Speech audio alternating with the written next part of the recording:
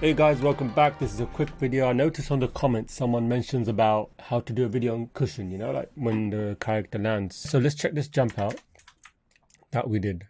And you can see the hips, right, as it comes down.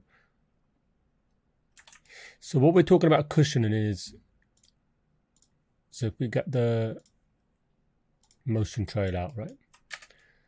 Let's go in the last direction. So when the character lands, so here's the translation, right? When the character lands, comes back up, then it comes back down. We can just move it around like this. Okay, so as you can see here, this is a good example. Let's put this to 100. So this character comes, it bounces, and then just comes up. See, it just comes up. So let's move these. Maybe move it back a bit or leave it there. So what do we mean by cushion?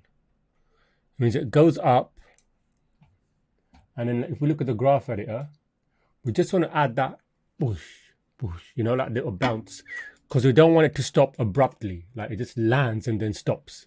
That doesn't look right. So here, what you do, you just go up from your original pose. So you'd go up and then cushion, up and then cushion, right? You'd go down like that. Or even you could push this out a bit. Add I don't know, come in here, just drag that back here and key it. So add another keyframe. And there could be a cushion going down again as well. So it's like, so it's landing and then there's a bit of a cushion there.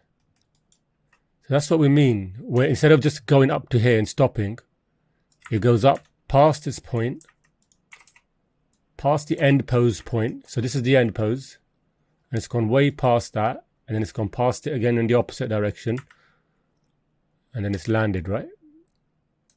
So that's kind of what we mean. I'll just boom this down so it doesn't lock out. Yeah, so you're just getting that little bit of a settle at the end. See, there's a little bit of a cushion.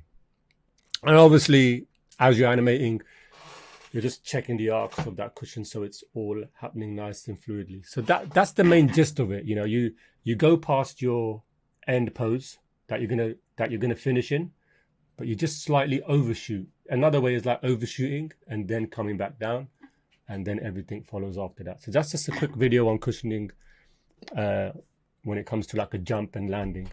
Or even going from one pose to another. You could go for one pose, overshoot a bit, then come back. That's another example which I can do later on, yeah. All right, so that's in a nutshell, that's what you're just trying to get, that little cushion. So it's going past and then landing back in the final pose. All right, guys, I'll see you in the next video.